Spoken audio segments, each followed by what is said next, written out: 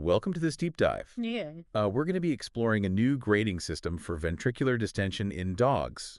Okay. It's something that I think we see a lot, especially in brachycephalic breeds. Yes. And there's this really cool study that was in Frontiers in Veterinary Science, Mm-hmm. and it's proposing this 5-grade system that's based entirely on MRI analysis. Yeah.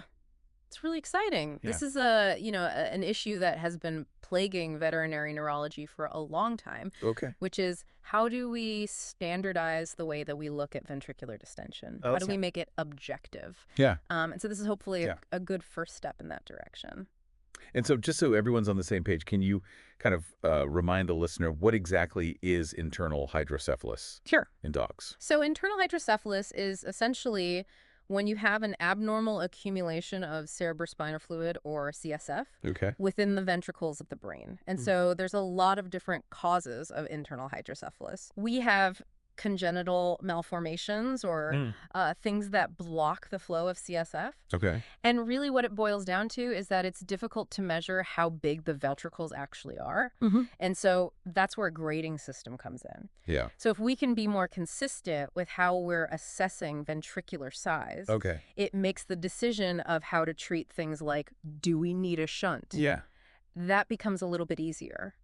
So it sounds like this 5-grade system that they're proposing is really important, Right. especially since we don't have that objective way of assessing. Can you tell me a little bit more about the 5-grade system? What exactly are they looking at on these MRI scans? Yeah, so it really is all about the anatomy. Okay. So it's using specific anatomical landmarks and features of the ventricles Okay. to kind of define each grade. And there's 5 grades that go from 0 to 5. Okay. Grade 0 would be normal. Okay. And then as you go up in grade, the ventricles get bigger and more distorted.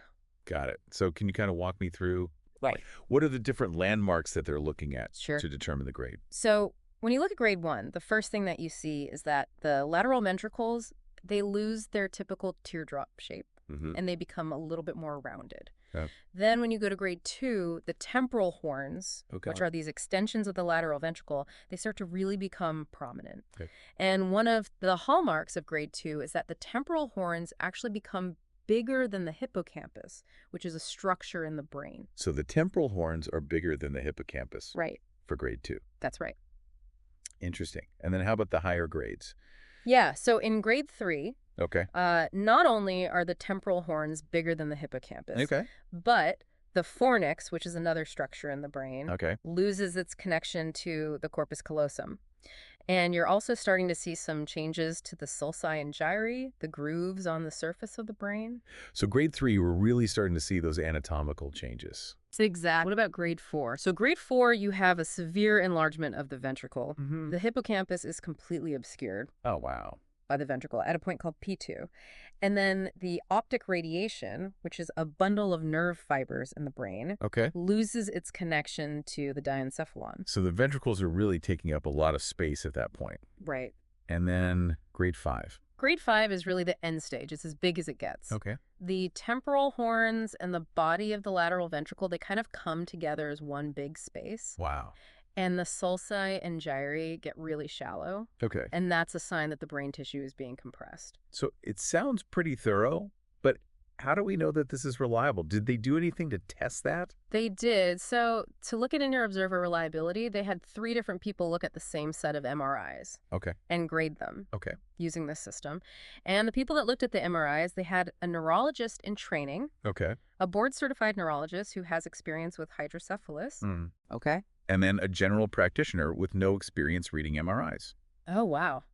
Okay. So they really wanted to get Right. a wide range of expertise. Right, exactly. To see if this was something that, could be used by anybody. Yeah. Or if you really needed specialized training. So what were the results of that comparison? Yeah, so what they found was that the neurologist in training and the board-certified neurologist had almost perfect agreement. Wow. Like, their Spearman's correlation coefficient was 0.97. Oh, wow. That's very good. Which is excellent. Yeah. So they were basically grading things the same way almost all the time. So that seems like a really good sign for reliability. How about the general practitioner? How did they do? So they did a little bit worse, Okay. as you might expect. They had moderate agreement with the board-certified neurologist. Okay. Their weighted kappa was 0.75. Okay. So I think what this means is that it does help to have some experience Okay. reading MRIs and with brain anatomy. Yeah, but it is a system that is meant to be objective.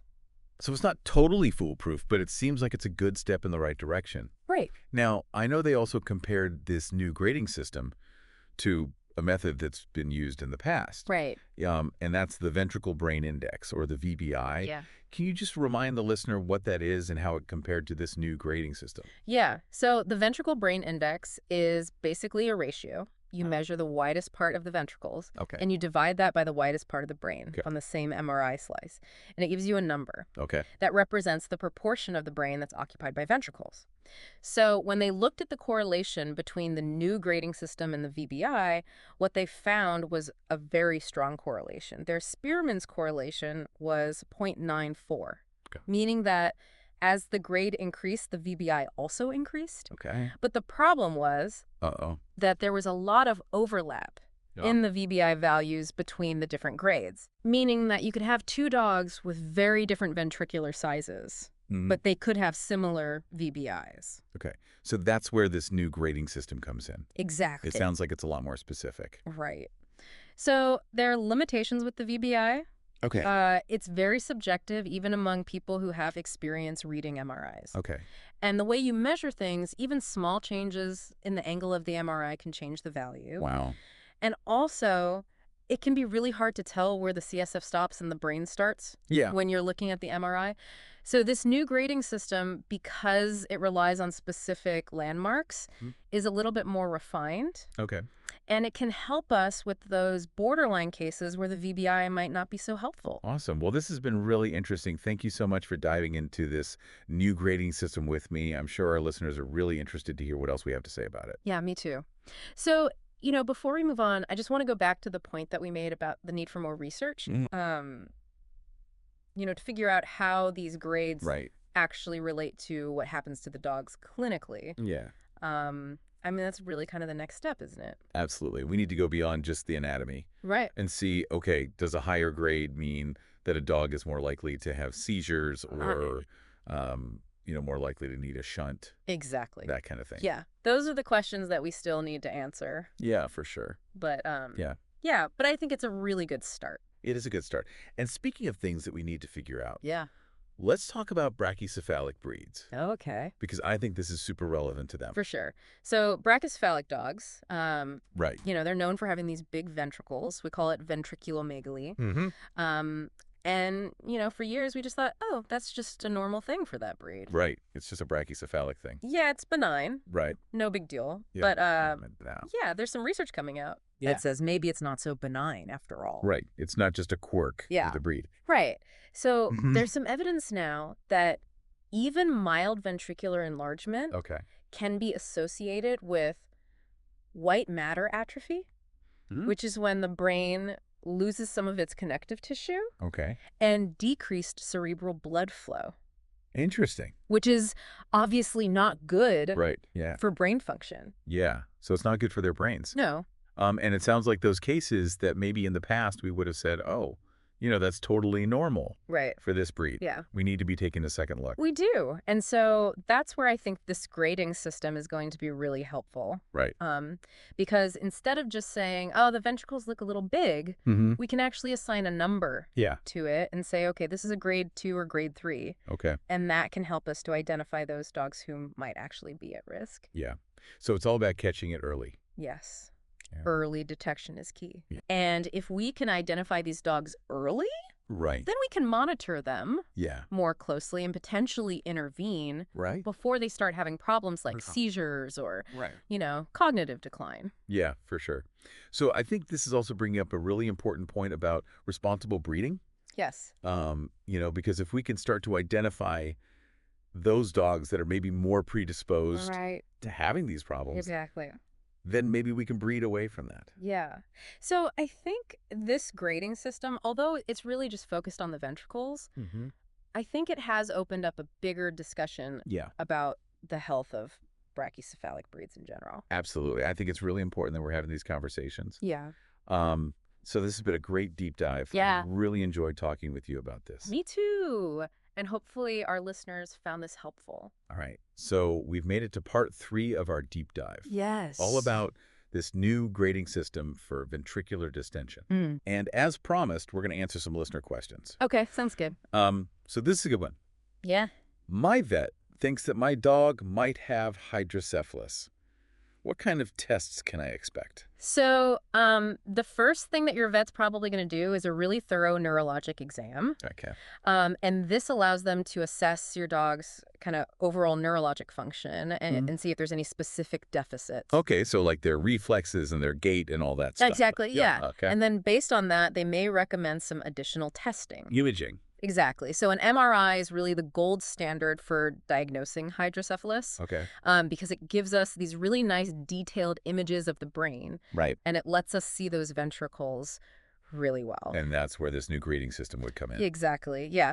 So your vet would be looking at those specific landmarks that we talked about and using those to assign a grade based on the MRI.